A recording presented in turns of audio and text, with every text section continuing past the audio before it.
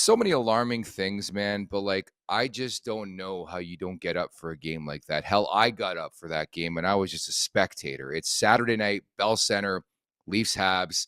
Thought the first 8, 9 minutes, the Leafs were good, and then they got scored on. They lost all their confidence. Tavares hits the post, and that was the night.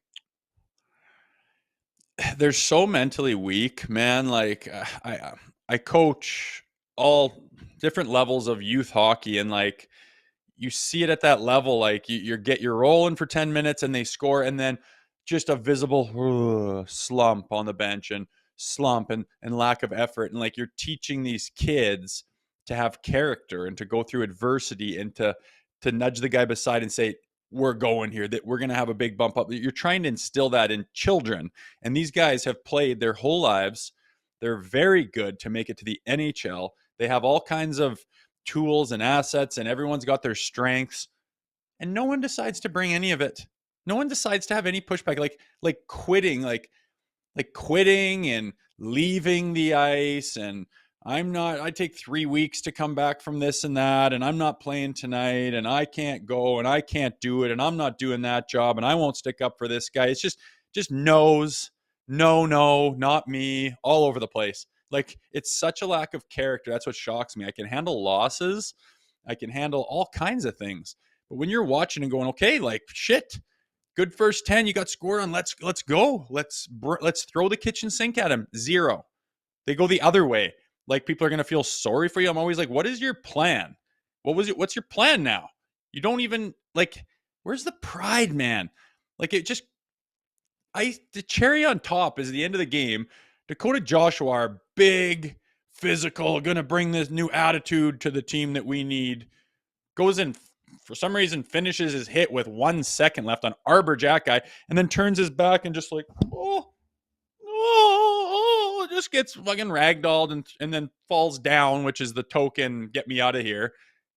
It's just like, and then you go to sleep feeling good or what? Like, did he not know why they got him? Does he not listen to the GM press conference and what they're looking for, what they're lacking, what they need? Goes and hits him for some reason. Then, I'll turn my back to this guy. I'll hide myself. No, slip out, fall down. Okay, fall down. Like, God, I can't watch this shit anymore.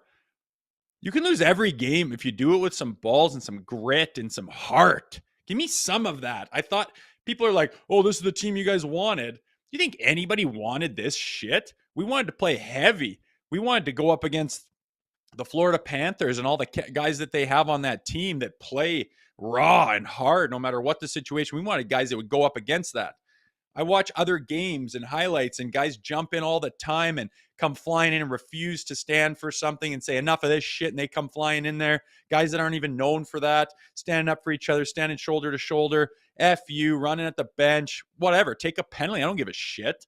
No, nothing. Zero from anybody, man. Ghosts all over the ice. And you watch, and I'm just like, I can't even finish the game. I flipped the channel of the Oilers game during that because I'm like, I can't even watch this anymore. I know nothing's going to happen. It's going to be no pushback, no grit. No one's going to do anything that's inspiring to anyone. Nobody's inspired on that team. Like, and then they're pointing fingers at all kinds of the wrong shit. Like, I don't know. I guess I'll just get it out now because, like, what are we supposed to talk about? How are we supposed to stay positive? Like, there's things you can do that show shit, man. These guys are in one and they want to get out of it. They don't even show that, the bare minimum. They don't give the bare minimum, which I just can't handle, man. I thought it was a legendary rant from Zach on After Dark over the weekend about when the going gets tough, these guys run away and hide, and it's so true. Like, Bingo. and again, I always point to you, especially in this department, but pound of flesh, like go out kicking and screaming, dude. They got bullied by the Montreal Canadiens, who are not even regarded as a mean team or a physical team. Granted, they went into that game. They got called out by their media and their fan base last week after that loss to Washington. You knew they were going to be horny, but just from the get-go, like, it drives me insane that Troy Stetcher's played 3 games or whatever it's been as a Leaf, and he's one of the more passionate guys, and he hates to lose, and he's smashing his stick, and he's pissed off.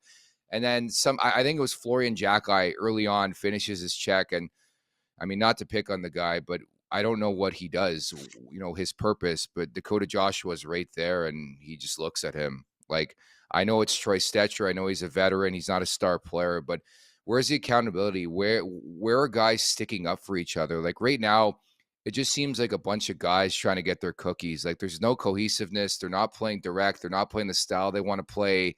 They just look lost. Like there's zero identity. And again, people are getting this whole thing misconstrued. This is what Leafs Nation wanted. No, I just want passion. I want guys who give a fuck, who care, who want to be out there, who want to play for each other. I mean, there's so many different examples.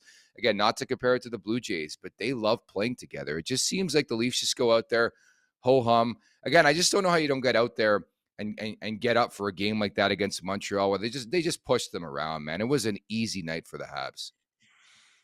Yeah, it's they're just lost. They have no direction. They have no leadership, and like Matthews is hurt, but when he's not, like if all he can do is like get a feed and bury it with a good shot. Like that's kind of it.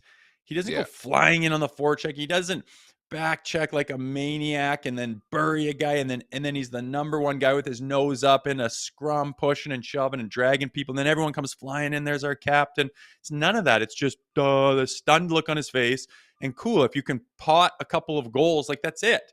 But like, look at the teams that win the Stanley Cup. They're so well rounded with so many different facets and so much leadership, and they have that rugged competitive spirit, like a competitive nature where like they refuse to lose. And I know what it's like to be on that team and sitting on the bench in the Bell Center and shit, we're down. And it's like, guys, like we cannot accept this fate. We got to go out and do something, anything that will inspire this hockey team.